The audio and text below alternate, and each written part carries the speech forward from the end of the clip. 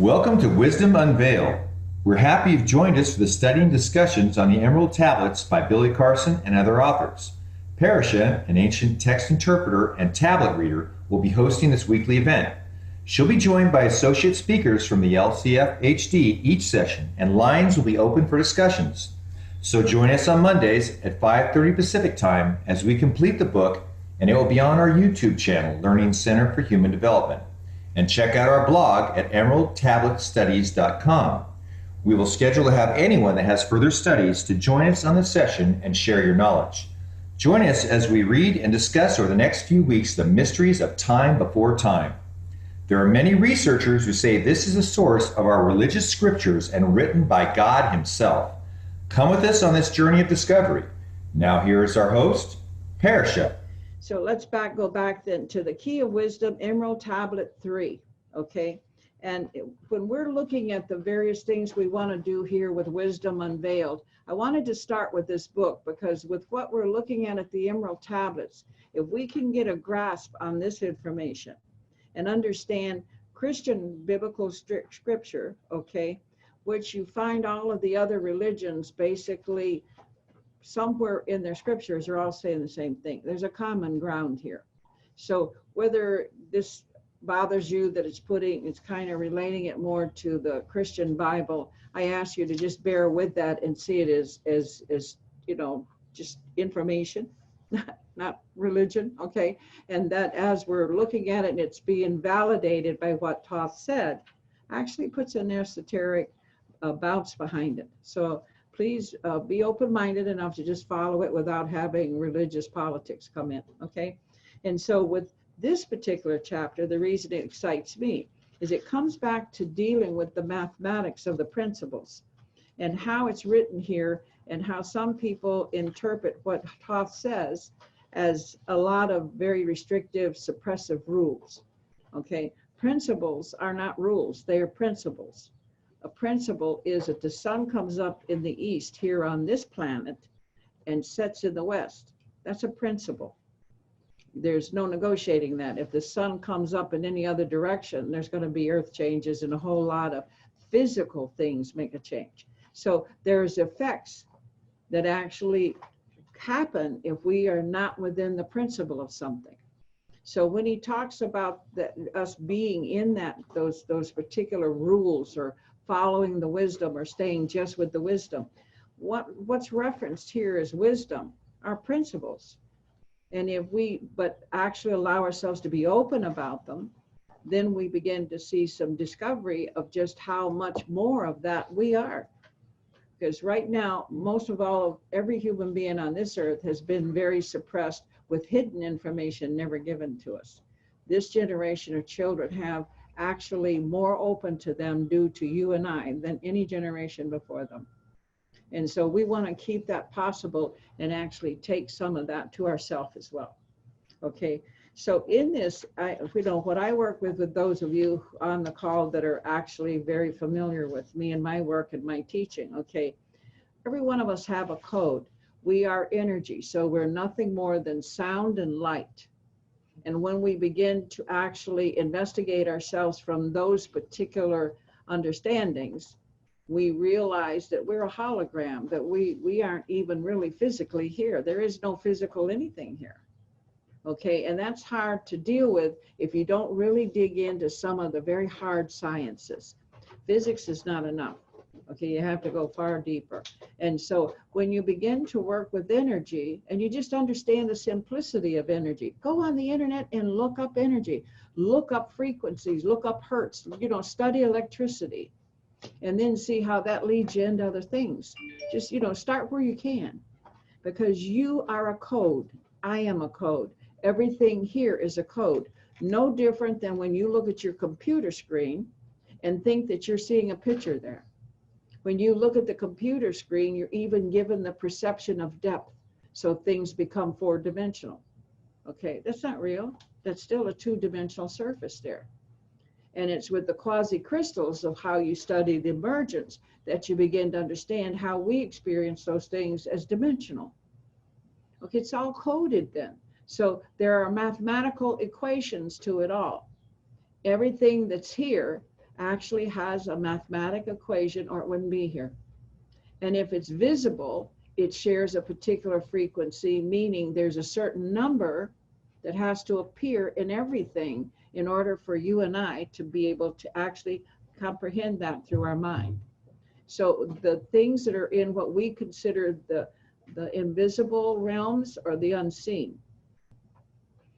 You know, when we think people die and they exist no more, everywhere I teach, the room fills up with disembodied people because they're still learning, and so will you. When we leave the body, it doesn't mean anything other than we're no longer held to such a limited perspective of the code. Okay, so your codes actually determine exactly what you are here to accomplish in this field, because the field around us that you figure is space is loaded with mathematics. And when you get to looking into microscopes and testing, like doing lab tests on different surfaces and everything else, you realize that everything that you think is actually a physical surface, that it's spinning at a frequency, meaning a number, that actually allows you to experience it as a solid thing. And on that solid thing, there's so much invisible activity happening on it, germs, bacteria, blah, blah, blah. We could just go on, okay?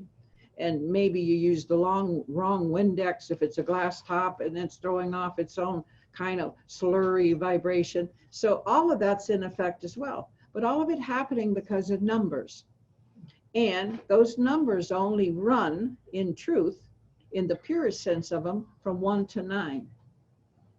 Getting where I'm going with this? Any of you that's ever had any numerology, getting where I'm going with this, right? So actually everything that you are experiencing in this world has a frequency to it, and it will fall and is ruled in some point of as a principle of that number. That's always apparent. And the principle of that number, if you have the combinations of it, actually tell your story. So your code is a book. Your code is a whole history of everything that will become before time and will actually be in time and whatever's moving out of time. That the eternal you, okay? And it does not stop because you drop the skin and the body becomes shut down. The body shuts down, it just says you're no longer actually held to it. When I turn my car off, I know it's not going to move, and I get out of it and go get mobile, moving around, doing what else I want to do. No different. We make the sad stories up about it, okay?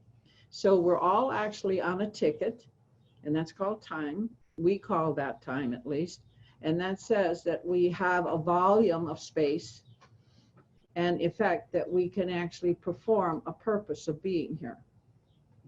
And as long as we're serving that purpose and we're adding to the expanding, the exponential growth of that, we can actually see ourselves having longevity. So with this particular chapter, we're going to go into some of that and talk about it. And I've always found chapter 3, the one that's kind of more interesting to me. I can say it's one of the shorter tablets, and yet to me, it's what I've spent the most time on, okay?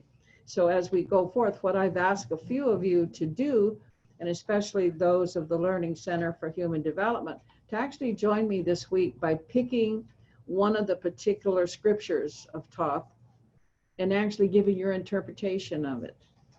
When they announced that I'm an interpreter and everything, what does that mean? That just means that it was passed down to me to understand that all time has a language, okay? And that symbols, when you say interpret the script, you're interpreting a symbol.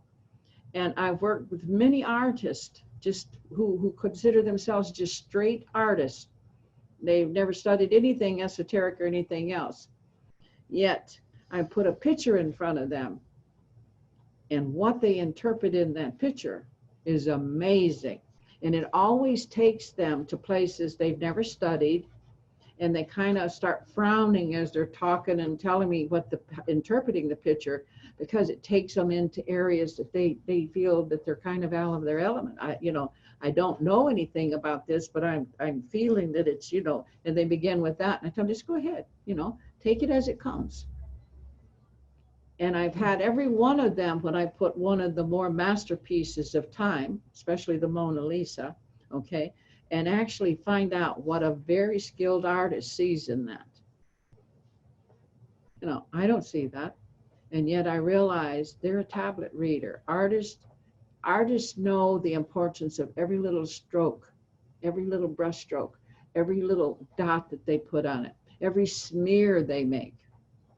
Okay, they are a language that's happening on the canvas, and they're actually putting mathematics on the canvas.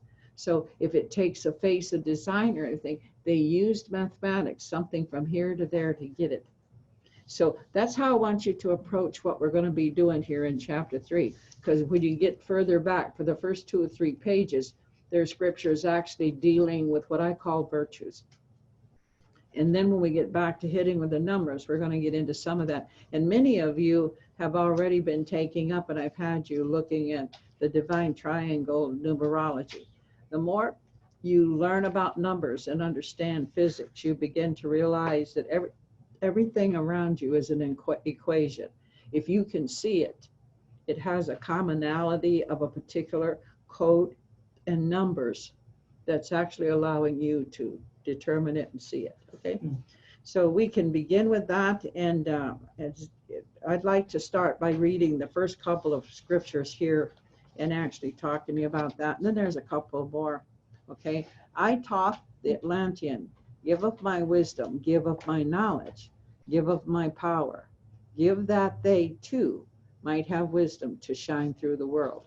So basically here he's actually saying the reason he's sharing all of this with us is knowing that we can take this and go to the realms that he exists in now. I mean, how much more generous could we ask of anybody, right? We see that in what every religion sees in its prophet, that they became the who in order to prepare for us the what that helps us get to wherever that is. Okay, wisdom is power, and power is wisdom, one with each other, perfecting the whole. Okay, so when we talk about power, we're going to discuss power when we get further in about the numbers, because everybody has a different fix on power. Right now, we're all realizing that what we're seeing is probably the most negative of power, and we call that politics as well. Okay, be thou not proud, O man, in thy wisdom, discourse with the ignorant as well as the wise. If one comes to thee full of knowledge, listen and heed, for wisdom is all. When we learned in my pursuit of understanding Buddhism and working with a lot of the mind, because for 45 years I've researched and have worked in mind experiment and studies, okay? And what I've learned in that is the thing of the brain that is the weakest for all human beings, and it's all human beings. So I know it starts somewhere after birth, because we have it at birth. It's there. It goes dormant. Okay, and it goes dormant somewhere around 3 to 4 years old. And we can find that in the brain tissue. Okay, and so we stop listening. And you're not a good avid listener. In other words, listening means you hear and are involved in what's being communicated, not off thinking about something else as somebody else's mouth is moving. Okay, so training oneself to be a good listener is wisdom. That's where you're going to find the most powerful impact of your wisdom. So actually being able to listen clearly and not let yourself drift off and get distracted, because then you miss pieces of it, and then you make of it by supplementing your own stuff in the in-betweens, and then you're off beat completely. Okay, so I would say here, you know, for those of you that are listening to us and the sharing in that, it's just listen at this point. Don't analyze what we're saying or try to approve or disapprove of it. Right now you're just listening. And at a point where you take it back through and view it, then's where you're going to determine what doesn't gel with anything else that you want to, whatever. Then that's good. Okay. So he referenced an article here of one who talks about pride and to be proud. I think I have to take that from another perspective, because actually being raised, in a greater influence in my life for the first 20 years was Cherokee people and my grandmother's people. And for me to live in that particular early environment, you have to realize we're kind of molded to what we will be the rest of our life between birth and 7 to 9 years old. Everything in the language, my grandmother's language was also an extinct dialect. Very few people, just very, very true traditionalists even would speak the italic. That was our original language. And it has sounds in it, much like the Asian languages do, a sing-song sound, and something that comes from a roll in the back of the mouth. Okay, and so in understanding that and beginning to watch that, okay, I began to seek more understanding of things that actually had to do with how the sound was, which led me into more wanting to know what sound and language and everything else is. But at this point, proud to us is meaning we stand clear and strong and trustful. So when I read this, and actually the particular reflection on this is that pride or being proud can be a detriment as well. And yes, of course, you're in the field of duality. We can see that in some people. I don't even think that I see it as proud when I see somebody that's just gregarious and whatever you want to call it, just obnoxious. Okay, that's not pride or proud. That comes to me as something else. But for my people were a proud people. I have searched for years to see in man what I knew in my grandfather. And there was an essence there of purity that was inherited from the generations before him, I'm sure, but that he stood so strong and so supportive. And as a child, and watching in everything that he did, I saw how powerful that was, and that he always carried himself with pride, shoulders back, always knowing that when he was speaking at all, that he was speaking for his people, and whatever anybody saw, they would judge and see that as a stereotype on his people. And I lived with him, and I never saw him ever drop that pride, that proud. It didn't matter if we were at the table eating, if we were outside working, if we were out doing a walkabout or on some trip to kind of go help somebody else. When he was working hard and helping, sweating, there was a nobleness in it. So when we look at this and we hear it's reflected that one should not carry themselves as proud, I want you to realize it's the arrogance, it's a negative. I would put other words to it, as I guess best I could say right now. But I think that in each one of us, to actually have an understanding of ourselves to where we want to always measure ourselves to the best that we can be. The success of doing that comes with what I consider being proud of oneself, approving and admiring and being inspired by oneself. And that you and I know that when you've done something and you know that there was some kind of shadow to it in any way, you never feel good about it. And so that shows in your posture. Okay. And then you do something and you realize that it took every fiber you had of courage and intelligence, and that you really accomplished it. There's a straightening up of your shoulders and an erectness to your face and your body. And that's an energy.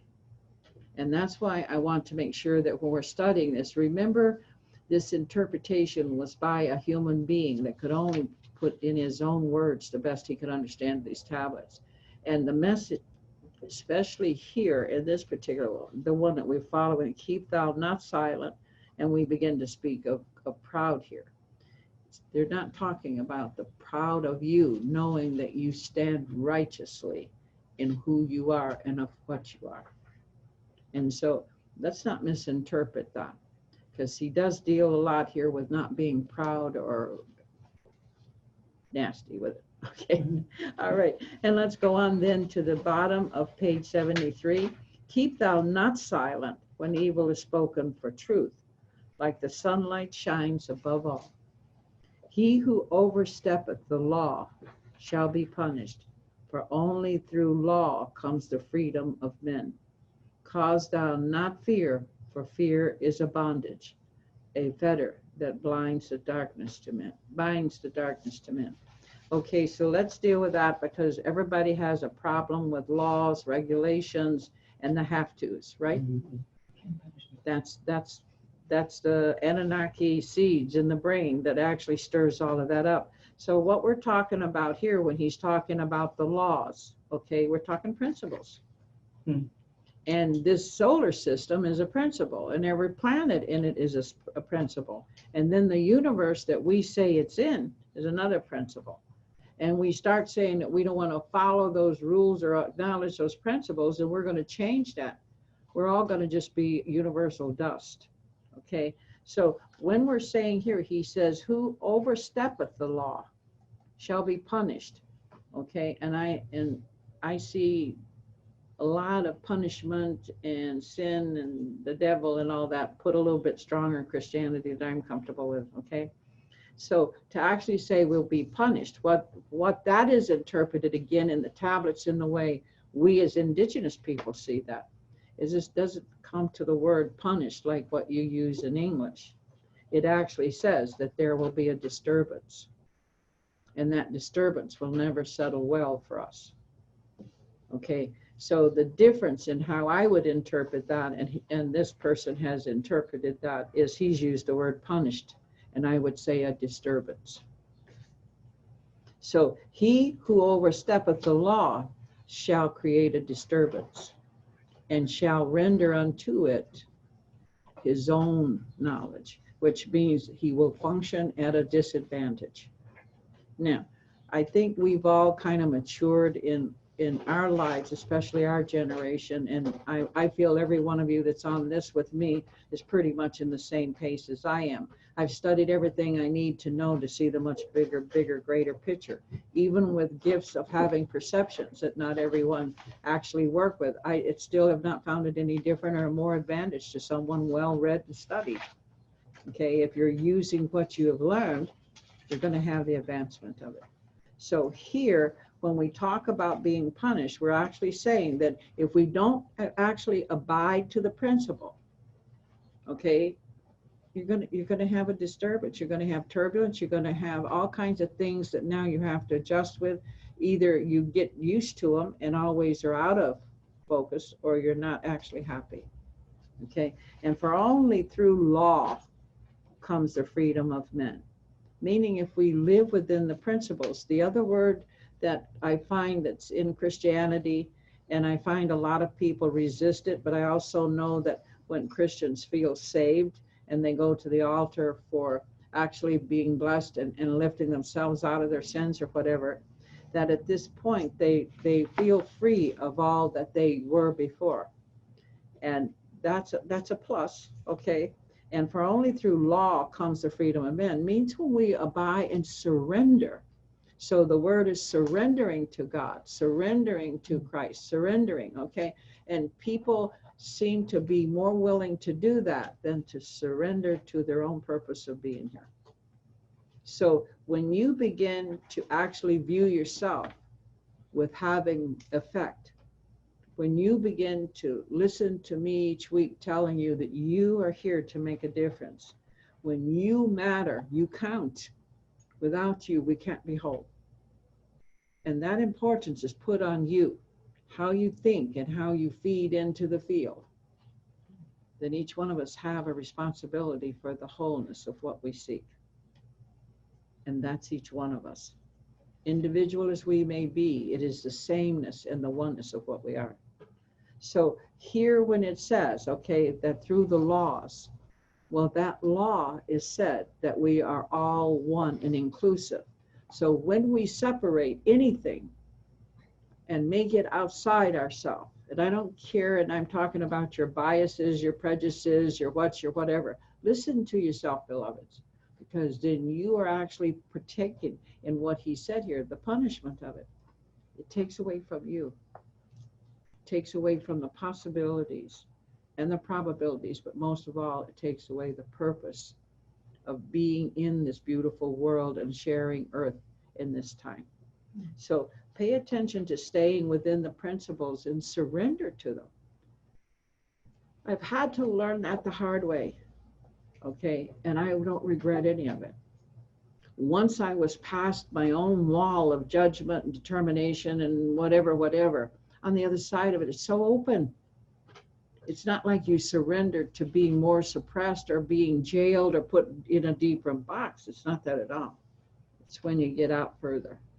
So beginning to entertain that and look at what we're trying to discover that as we explore top. Okay. Any one of you can show me your hand if you'd like to start talking about some of the other scriptures that's here. Okay, I don't see a hand. Okay. Who's that over there? We got Trina. All right, Trina, I see your hand up. Glad to be on again. Missed everybody last week. The next scripture that's on here, follow thine heart during thy lifetime, do thou more than is commanded of thee. This whole section is really about following your soul, what your soul's telling you to do, and your purpose that's here. And the fact that your soul drives you, the purpose, the reason you're here, the soul will let you know. And when you aren't following your soul, then it depletes your energy. It says here, thine heart shall be weary. And so we really need to honor ourselves in this part that says, if we go inside and we really follow what lights us up, what the soul tells us, then we don't go astray. And we stay on our path, we stay our course. It's our strength. It comes from inside, and it will really tell us if we're following our truth or we're not following our truth. So I liked this particular piece, especially with some of the work that we're doing with the meditations and going inside and all that we're talking about every week. It's that's really what drives us here in this lifetime on the path that we're on. And I know with Larry, after some of the experiences he has, he comes back and he said, to thine own self be true, which was really be true to what your soul is telling you. Be true to what is coming forth in you. And I think this is such incredible wisdom when we start reading these passages in here. And you can just tell by your energy whether you're on the right path or not. You'll light up or you'll shrink back. And just as you were standing, just as you were just saying, when you're feeling really good about something, you stand tall. You can feel your energy. Don't get tired. And you feel exuberant about things that are happening. And when you're held back, you can just feel that. You can just feel how much smaller you are. So I really love that section that's here. Okay, thank you. Is there a particular scripture, Trina, that stimulated that particular sharing? Because we're trying to get more of the scriptures in. Some of our listeners are saying they'd like to hear more of the scripture of Thoth. So is there a particular scripture that it was the next one on 76, where he says, follow thine heart during thy lifetime. Do thou more than is commanded of thee. When thou hast gained riches, follow thine heart, for all these are of no avail if thine heart be weary. Diminish thou not the time of following thine heart. It's abhorred of the soul. They that are guided go not astray, but they that are lost cannot find a straight path. If thou go amongst men, make for thyself love, the beginning and end of the heart. Beautiful. Yeah. Well, that you touched on that very powerfully, as you always do, Trina. Thank you. Okay, anyone else that's got your hand up that would like to pick up and speak, sharing one of your own interpretation? We're not saying that you have to be totally, when you read it, what did you get out of it? Okay, so give me a hand up here. Actually, I put my hand up before you kind of threw in the second half of that saying connected to scriptures. But but it was in the next little paragraph where Trina was reading, where he says, and specifically, he says, if he hesitates to open his heart to thee, it is because thou, the judge, doth the wrong. Repeat thou not extravagant speech, neither listen to thou to it, for it is the utterance of one not in equilibrium.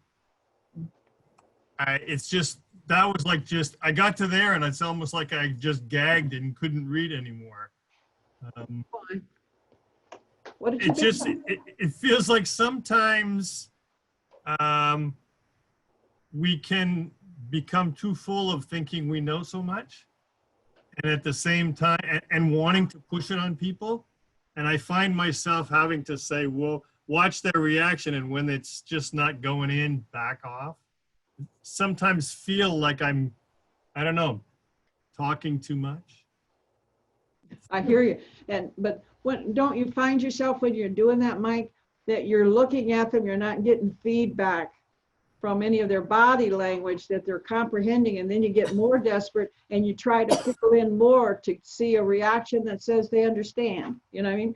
So one of the hardest audiences is to have people just sit there and looking at you stoic, or be talking to your teenager and they're just nothing on the face and you're wondering if they're hearing it all, right? So that's very positive. But also that falls back to something, and I'm pretty sure you're one of the ones that said this to me early on, to not seek to be understood, but to understand. And again, that brings us back to being good listeners, doesn't it? And that most of the time when people are hurting, and most of the time when grief is the deepest thing that they can experience right now, I have found that silence is the most healing thing I can give them, and listening to them share their grief. And so it's at that time to try and give them some philosophy of everlasting life or anything. It's just not appropriate. And just the fact that you listen, that you're being willing to listen. And with the listening comes the gift of understanding that everything communicates. Like the many times some of you have been on intensives with me and we've gone into very forested natural places, or when we've been in Sedona and I told you, look at the stones and hear them talk. And then all of a sudden people begin to see faces and all kinds of things in the stone. Well, it's communicating. Everything is numbers and energy. It's communicating. In our silence, we can hear it. In our busyness, we can't hear it. So your point's valid, Mike. Thank you. Anyone else? I have Geraldine. Geraldine? Yes, and it leads exactly from what you were just saying, and it's number one, the one that Mike just read out, was very powerful for me as well, because when you reach that part where it says, if someone doesn't open to you, you have failed them. And I thought that was really interesting. So the first time I read it, I didn't try and understand it necessarily, but like always, when you start driving or you're having a shower, or those things come back up to you. And it was, it's an interesting one in that what's come to me now is to fail someone and use that word, which I prefer, as you've taught us, falling forward with somebody. What can you bring forward? It comes from a moment of separation. So in that conversation that you were or weren't having, effectively, you made a me and a them. And I feel that's where things can fall over.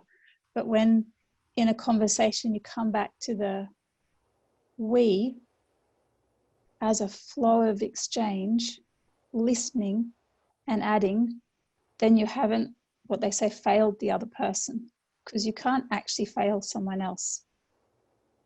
It's an interesting one. As I said, I'm still allowing it to filter through, so I'm happy to have reflection on that one as well.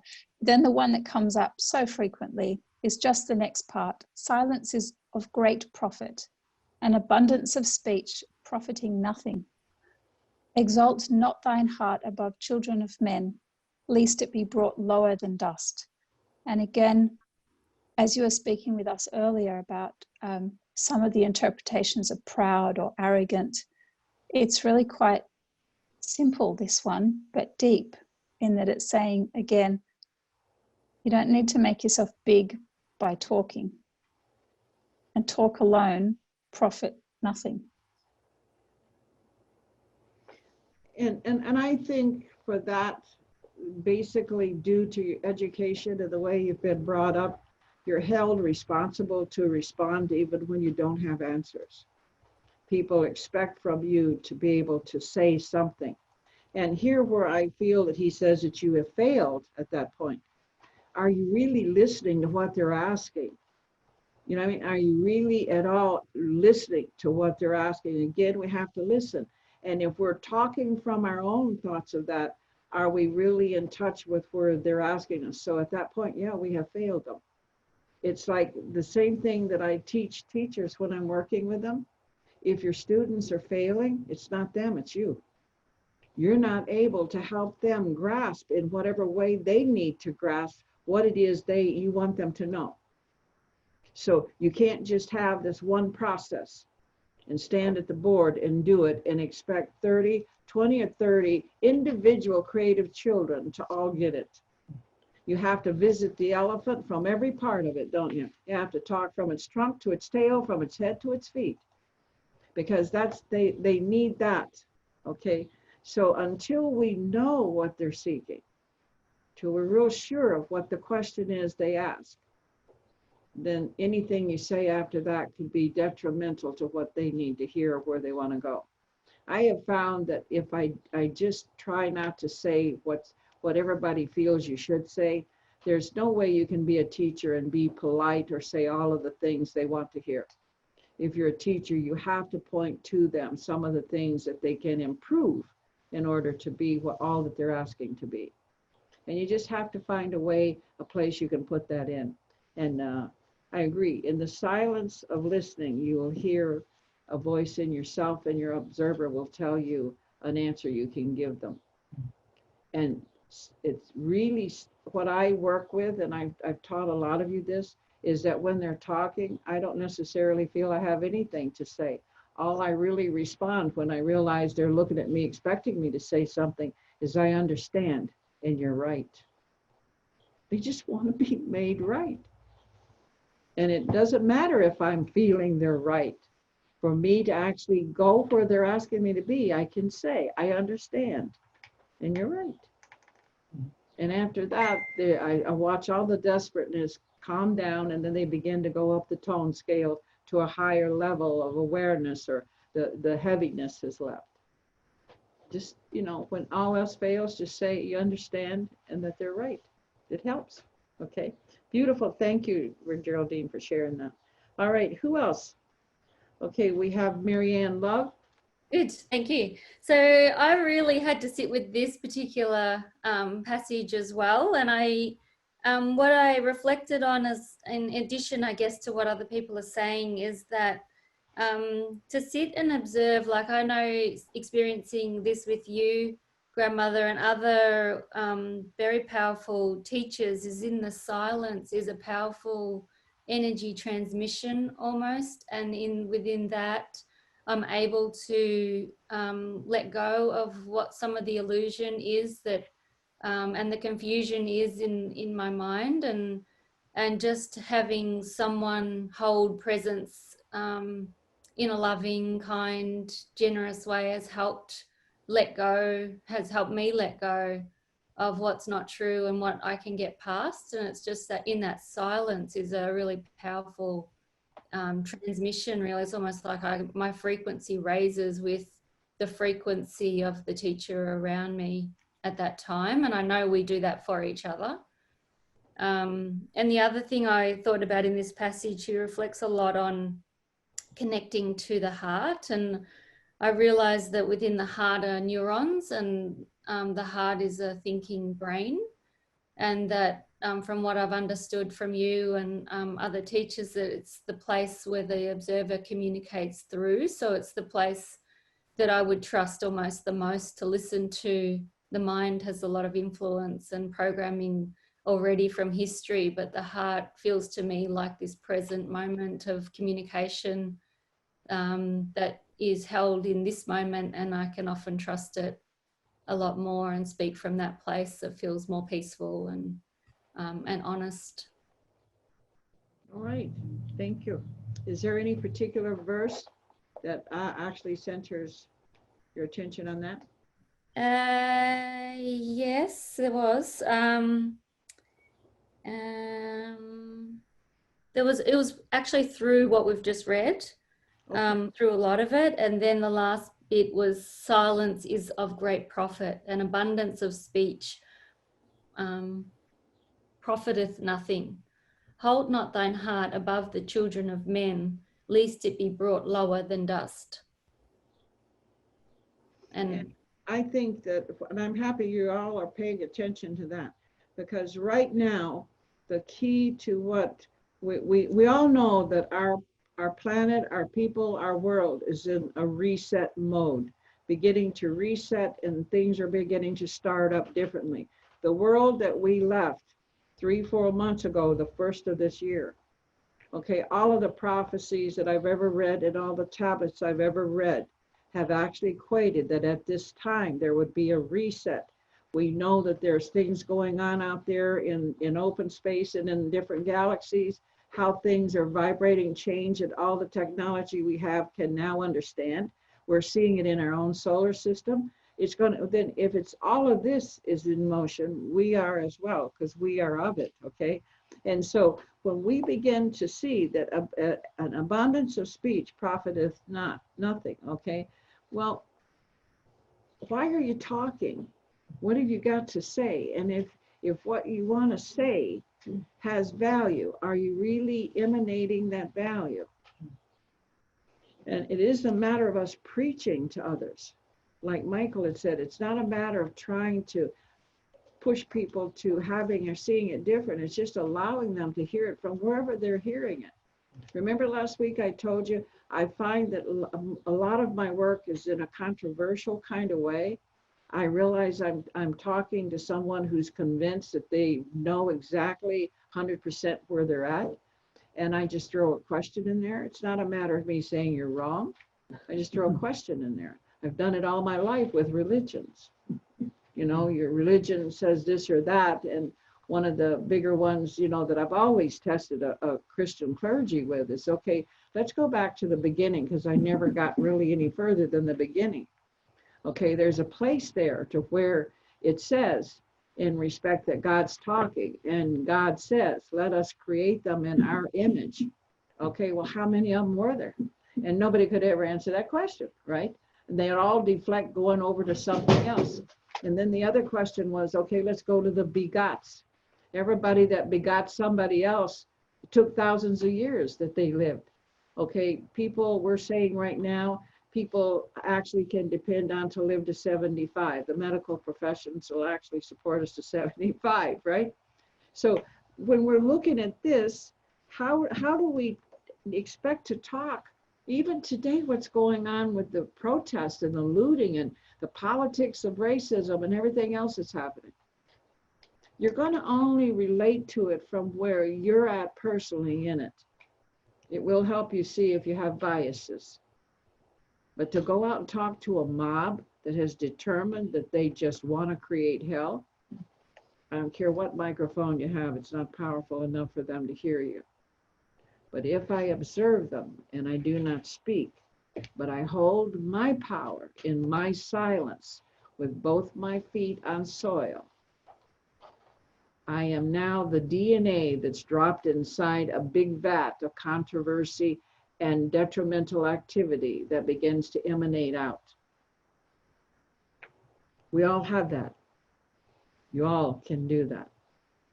So if we're not on soil with what's happening, take yourself there by simply shutting off everything else and go into the you that is eternal in the nothingness.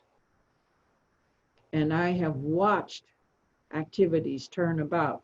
For some of you, I shared a list a couple of days ago. Now I think time isn't something I keep up with on dates, but I'm good in it, okay?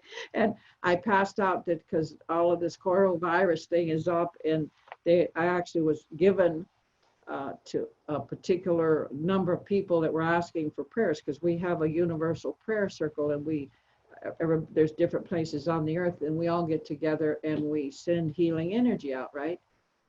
Okay, these particular people, and I don't remember the number, maybe somebody else here, but it was around 15 or so, maybe even more, okay, that were actually right now, according to the people asking for support, was on ventilators, and the doctors were telling them that if these people lived another 24 hours or even an hour, that they need to put their house in order. And they contacted us. And I sent that out to a list of the different people who work with prayer circles. Okay. Within this, come to me at around between 7 and 7:30 in the morning. Okay. By 11 and between 11 and 1 o'clock, these same people called me, and miracles had happened, they said. The doctors were saying that they're breathing now very strongly on their own, that all of a sudden they begin to not require the ventilators full force, that they could actually do some free breathing on their own. And by 5 and 7 o'clock that evening, they were sitting up in bed without a ventilator or oxygen and was eating. How do you explain that? I can't give the hospital credit for it, and I'm not going to give the doctors credit for it. I'm grateful they kept them on ventilators and held them to that moment. But those healers, the people who went into that silence, that don't have words for that, can only put their emotions and the energy and the feeling into that. They helped those people out. There was such a much bigger list. It's just that those particular people that I sent out their names were the most critical. Okay, 24 hours, there was a list that was over 700 people on it, all claiming to be having very life-threatening results from the virus. All called back. There was only 9 that did not return the inquiry as to updating us where the situation was. Only 9 out of over 700. And every one of the over 700 said, they're up and doing well. We're very grateful. That's us. That's you and me, and that's anybody that knows the power of silence and focused thinking. So that's what Toth is trying to say here, is in the focused thinking. And what we're learning through brain research, that if you do anything without thinking it through and giving it a beginning and an end, it's not going to happen. It's going to come in random. And it won't be what you said you wanted it to be. So we know through brain research, you have to have a complete thought that follows through from a beginning to an end. And that has to be in you thinking and working with it. And then you create the hologram and you put the meat on the bones. You can't do it any other way. And in here, I can talk to you from the fact it says that the abundance, okay, an abundance of speech profiteth nothing. Every success I've had, and I've had numerous successes in 50 years, I would have to say I could see it and feel it. And I had people who couldn't understand what I was trying to do, and I had to go on and do it without them. But everything came to a success. I could see it, and I believed in it, and I knew that what I had, I had. That has to come from the feeling, not the talking. Okay. All right, in some other hands, I see here you have Deb Adler over here that wants to say something, Deb? Yes, in the next passage, would like me to unmute. No. What page are you on? Okay, I am on page 77. Okay. In the next where it says, and Fox said, down a couple of lines, if you seek to know the nature of a friend, ask not his companion, but pass a time alone with him. Debate with him, testing his heart by his words and his bearing. And I like that because it's like, don't talk to somebody else about that person, but go and talk to that person and get to know that person. And even the debate with him, it's like testing his heart by his words. Sometimes we might speak how we think that we want to be heard. But I've watched your grandmother play a little bit of devil's advocate from time to time, and help that person actually discover what it is they're really meaning. And then that which goeth into the storehouse must come forth, and the things that are thine must be shared with a friend. And how often have you told us, in order to keep what we've learned, we have to give it away, and that we need to share it, what is ours. And that's what touched me in this. And I also think that that's what the churches base their tithing system on. Okay, that which goeth into the storehouse must come forth. Okay, so that's actually saying what part of that actually belongs to the source of how it came. Okay, and the things that are thine must be shared with a friend, and that's giving. All of it's about giving. Okay, there are some religions where the churches actually collect a percentage of income from all of their parishioners to actually create storehouses of supply for when people should come to serious situations, which could have very well happened here over this virus thing, that once you take people out of the ability to can't go shopping and whatever, you know what I mean? So, I mean, it's a good thing, but they're actually at this point making a storehouse. And that's what this is what Toth is saying, that there should go into the storehouse. What is your storehouse? What is it that you need to have set aside for to make sure that you've got it covered in any event? That's your storehouse. Not just food supplies. What about other things? Okay. So at this point, and then he says, in the things that are thine, meaning whatever it is you call yours to spend and use and whatever you're going to do with it. It's saying then needs to be shared with a friend. Again, that's about giving, and it's only through the giving we ever get and receive. I don't feel that there's anything I could say with that that would not be an absolute truth of every breath I've ever taken in my life. The more I give, the more I have gotten. Okay, anybody else want to share something that you've read here? Hi, I just wanted to add that was very profound about sitting with someone. I remember my son in second grade shared that his friend was really, really sad at school. And I asked him, well, how did you know he's sad? Was he crying? He said, no, I just felt it in my heart. And I said, well, what did you say? And he said, I didn't say anything. I just sat with him until he felt better. And then we got up and played. And that was always profound to me. I've shared that story a lot with friends. And I did a bit of a journey with our friend Ashley, grandmother that you met before, and working at Mount Shasta with some prayers and ceremony, and another gal, Magdalene, and we all really just sitting with each other hit a very vulnerable space. And even though words weren't said, a lot of tears came, and just to sit with each other on that, and literally to feel held by the mountain, and to feel that strength of Shasta in that. I just wanted to share. Thank I you. appreciate that. And there are lots of places in life to where words are just never going to be appropriate.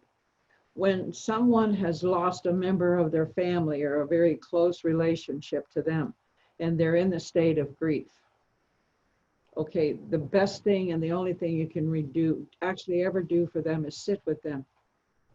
And even when you say, you know, I give my condolences, it's your silence and the fact that you're there. Let them read into that anything they need at the time. That is when we are the most generous, is when we don't have a message that think they need to hear. Okay, the point is you're here. And they will know in their heart of hearts, in the deepest place in themselves, why you're there, and that you're there for them. And that's the biggest and most important gift we can give each other, is the silence of just being there. Okay. All right. Who else do we have? I see Mike, you have your hand up. Yes. Claire, all right. Yes. I saw it also another way, a bit like what Deb explained, when it says that which goes into the storehouse must come forth, and the things that are thine must be shared with a friend. It's like the wisdom that you've been given, that is inside of you. You have the courage also, and you have to trust.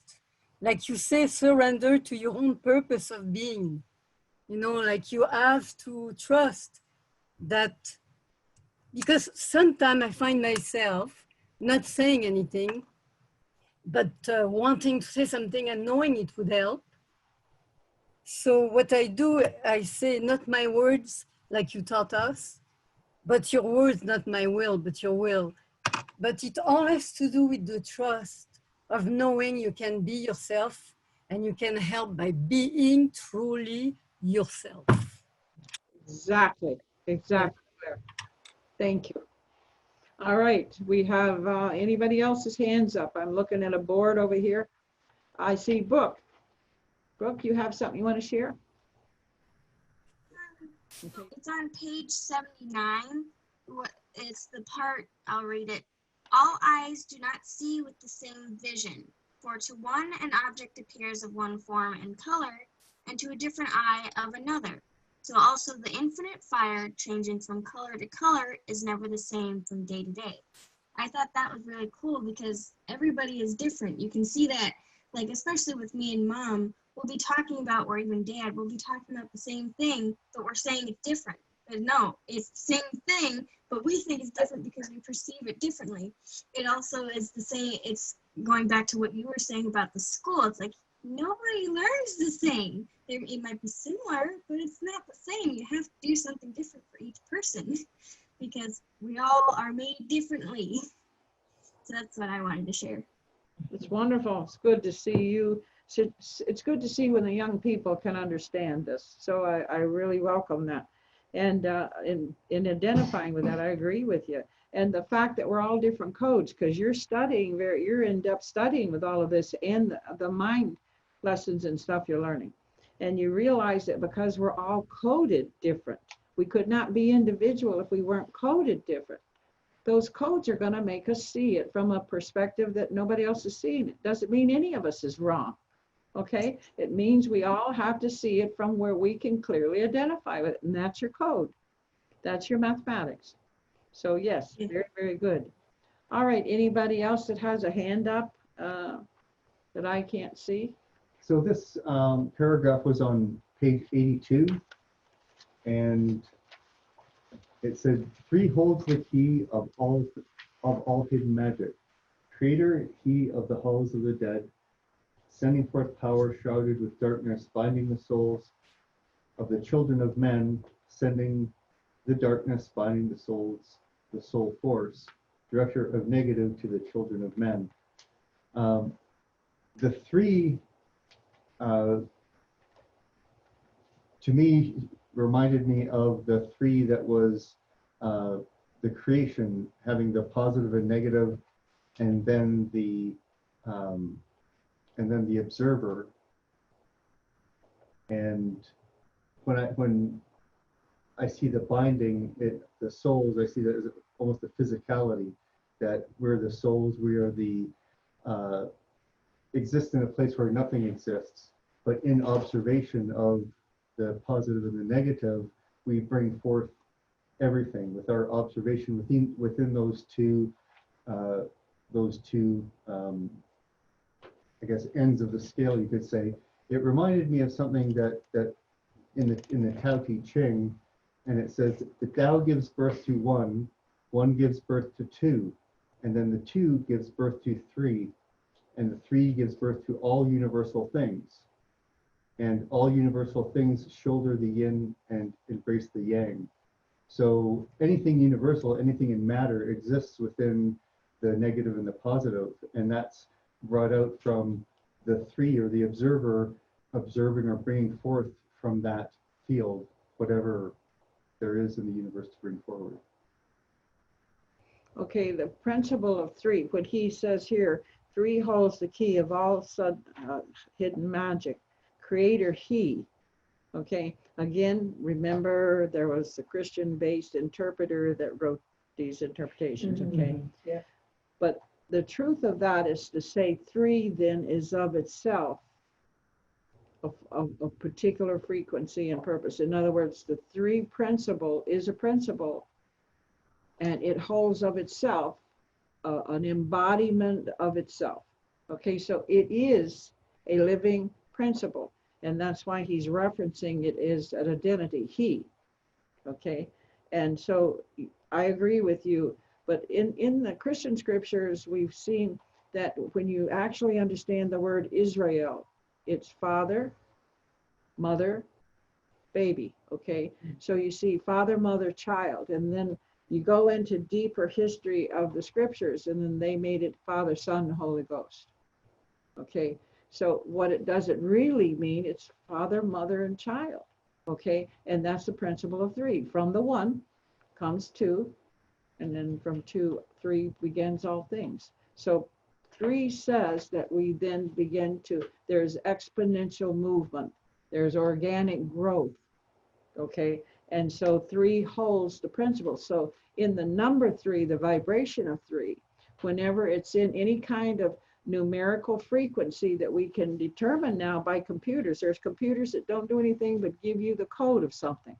And we know that because if you do a website, whatever picture you chose, the programmer has to go find the numerical frequencies that creates the recipe for that. Say I want a tree on my site.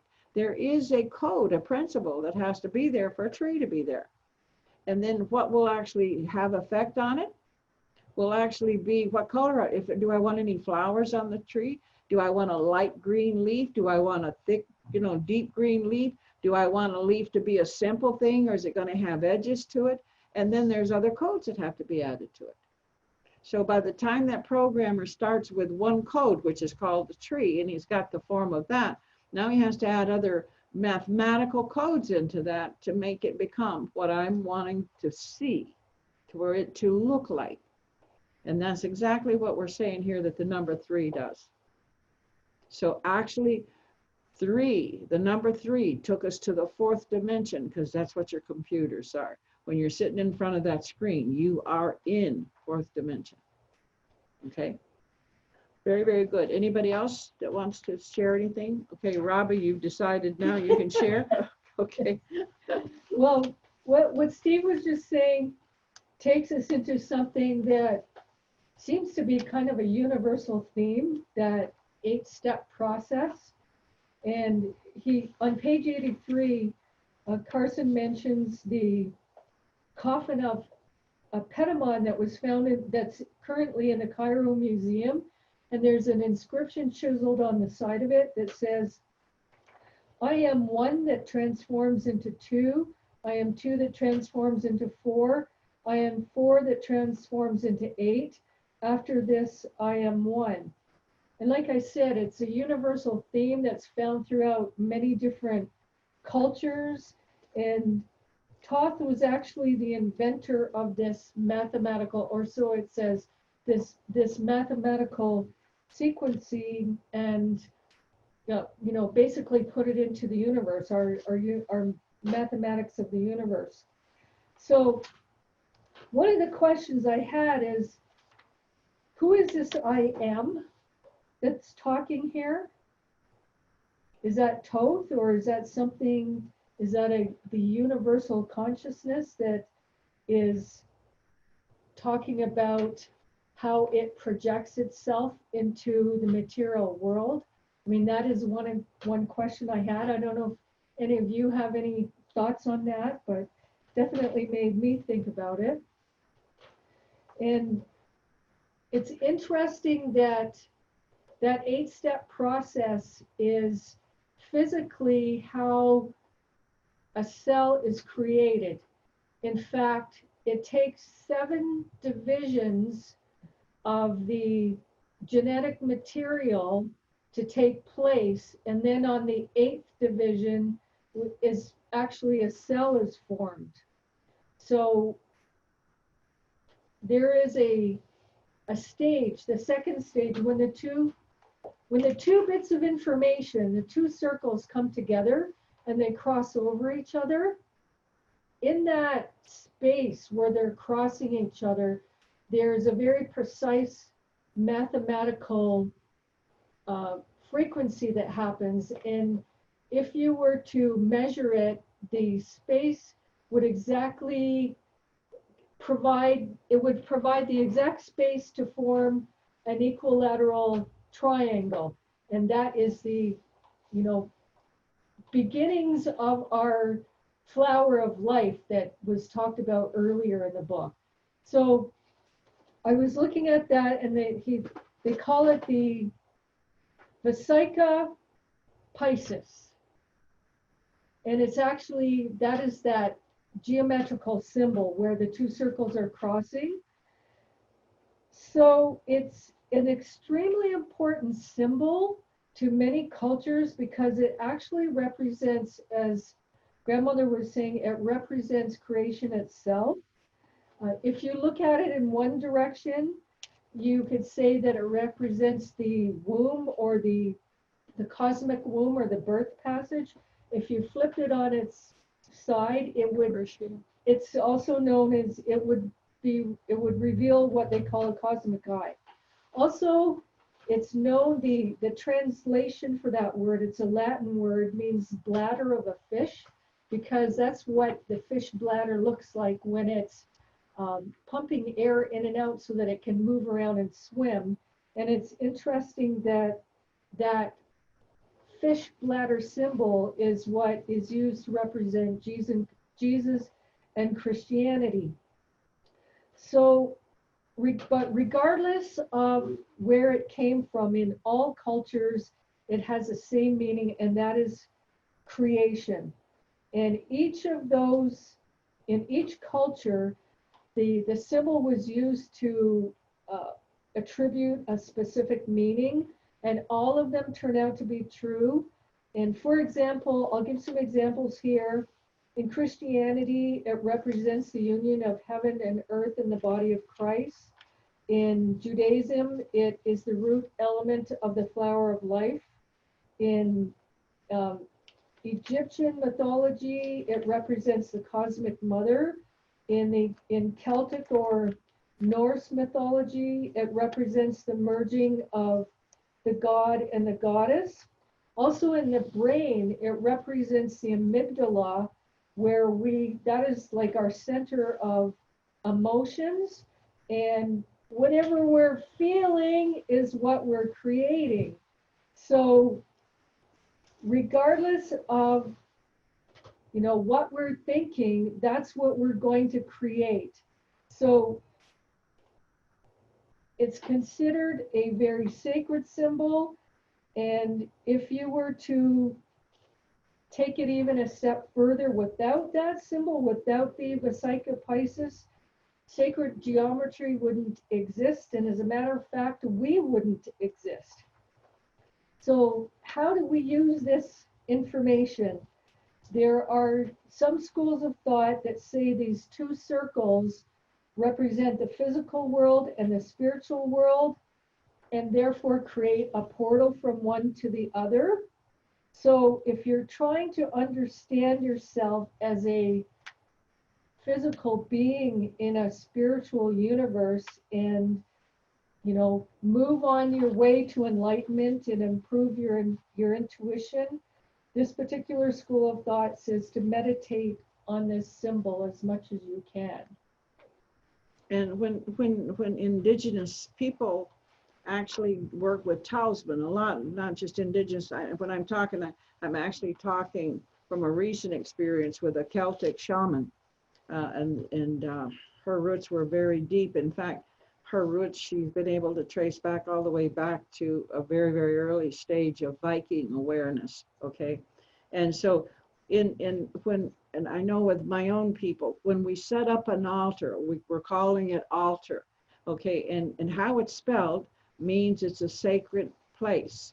So we know that the macro and the micro meet here on this plane, and on this plane, we're calling it an altar, okay? And here's where things change. So then we can relate to the word, meaning something is being altered, not just a sacred place, but we're altering something, okay? And so to alter something means to create the recipe, right? So if I want a lemon cake, I've got to use lemons and whatever the thing is. If I add anything to it, I don't have a lemon cake anymore. I'd have to have a lemon cake with blah, blah, right? So this is the importance of principles again. So not only in the symbology and the delight I've had in actually being a tablet interpreter is working with other interpreters to where, like Brooke had shared before, to where we're all saying the same thing and we're all really seeing the same thing, but just one word that we would use that the other didn't use gave each of us a clarity deeper than the one we could find through, and we found it through the other. And that's what and so we know that all of these tablets and all of the particular writings that have been left on the surface of the earth and under the earth, because we're digging them out as well, have mathematic codes. And when the beautiful part of it now is different than when I first started reading tablets, because now there's so many scientific technologies that we can just give them, you know, we can scrape this off and get this design, take a picture of it. And from where we're at, we can actually send it to London and a few other places that have this equipment. They'll put that symbol into their system and it gives us the mathematics of it. It tells us exactly what the mathematical codes are of that. And then when we get that, we can actually begin to see how it's connecting through. So at this point of my life, okay, and this year I'll be walking into the cycle of 80 years, is to actually realize that it's just a big loop. That it doesn't matter where we discover the tablets, it doesn't matter how far down that they've been buried or if they're still on the surface or not. It's just this big loop that these tablets are showing us that we are that connected, because they all use a numerical binary code that makes it all the same. And it doesn't matter from what people and from what generation or era of time, it's still the same. And we keep losing that. We keep forgetting that here today, as I look at your beautiful faces on the screen that they provide for me to see you, you are the total sum of all of the generations before you. Just think about that. How much do you know yourself? How much have you shut your mouth and gone into silence and just watch what runs through all them thoughts? Because they're all talking in a cell. And today I work very close with a doctor and some scientists that we're working with. In a cell, we can totally go back to the beginning of all the roots of your house of genes. Your genetics unfold as stories and tablets of themselves. And how many of them make up what we call a body? How many trillions of cells do you have?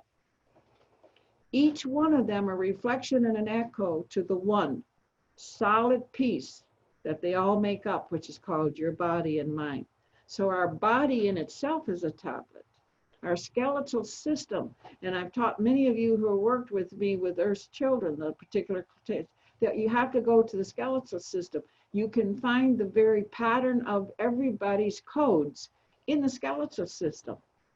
It's your bones that carry it and emanate it out. So every part of us is some part of some great Akashic record someplace. There's no part of you that is not of purpose. And when you think how wonderfully organized these bodies are, then you can understand we are not in the universe. The universe is in you and me. And you begin to entertain yourself with that expanded awareness, and then you begin to see things that you have no words for. There's no way you're going to talk to it or even explain it to somebody. And unfortunately, you can even get frustrated trying to help somebody find it. It's in the silence of it. Okay. I thank you very much for that, Robbie. That was fantastic. It's very, very good. Okay. I see Mary has her hand up. Mary, you wanted to share something? Yes, and it's at the bottom. It's perfectly aligned with what you just said. It's at the bottom of page 82, and where we come through the numbers, and then he says, 9 is the Father, vast he of countenance, forming and changing from out of the formless. And when I was reading on 83, I am 4 that transforms into 8. After this, I am the 1. Well, after 8 is the number 9. And I was thinking of 9 as a principle. Well, we go through all these numbers that make up the 9, and I realize everything that we experience in our life, we bring together. And once we come into the understanding of the 9, we step into the universal, the understanding of serving. We're truly coming from our heart, and everything that we have experienced is a lesson that we've learned that we can bring forward. So I'm seeing how, in what is being written here, again, Grandmother, like you're talking about the principles and the vibrations, and what Thoth is saying about the children of men, it being so important, and as they come up into the light, we're talking about, like you just said, the universe dwells within us. So as we experience and as we can appreciate everything in our life and move into a greater understanding, then we are, the universe is in us, and we become aware of us as the one joined with the observer. Okay, thank you very much, Mary. Okay, I want to close because we're running out of time here. I want to take you to page 86, okay, in your book. And I want to actually share a quote here from Nikola Tesla. So Tesla said, if you only knew the magnificence of the 3, 6, and 9, then you would have a key to the universe. Okay, and did you know the 3, 6, 9 actually determines the equinox and the solstices? And when I read this, what immediately took place in me, and I love working with teachers and educational administrators and people who make the decision of education. One of the first lessons I remember and understood as a child with my grandmother is the importance my people made of the different changes of the seasons. And that it was brought very, very upfront and very important to see how the whole world changes in that vibrational field. So when you look at 3, and that's the month of March, here you call it on your calendar, a month of March, and there are the winds and everything in that. Every element in that spring, in that 3, is making up all kinds of effects and emanations coming off of you. And then when we come into the 9, which is June, the 6, which is June 6th. Okay, we're talking June now. What does June bring? Look at your gardens, look at the forest, look at everything. What actually takes place when we look at the fact that March, June, and September are gateways into the different actual physical changes that we make every season. You're never the same. From one season to the next, you will never be the same. No matter how many times you've found yourself at Christmas celebrating December 25th, it's never the same, nor will it ever be. It can't be, because of the very changing of the frequencies, and the frequencies are a spiral, so that when we start here, they continue as we continue to be a larger loop and spiral, till finally you end up in an infinity, and that's when you drop the body and you enter into your spirit form. It's all very much within everything. So when you know that the equinox and the solstices are in the 3, the 6, and 9, you have a 3. When you look at 369, any of you looking up in your numerology, find out what that represents, because that again creates a hologram, Mary, like you're saying, the tetrahedron or any of the particular, any of them that actually have to do with manifesting form will have these numbers in them. Okay, so you just want to get to where you're very open to seeing the magnificent of just an ordinary breath and moment in your life. Treasure every one of them and make every one of them a story that you're willing to live, knowing all life is good and is a gift, and that all are entitled to health, wealth, and happiness. Have a great week, and we look forward to seeing you next Monday. And we're going to actually pick it up and start in to the next tablet, which is tablet 4. I may come back and ask some of you that are working with the, we'll have to decide that at the time. So any of you willing to do that, I would like the people that who are now really exploring the in-depth universal math by studying numerology in the form I have you studying it in the divine triangles. Okay.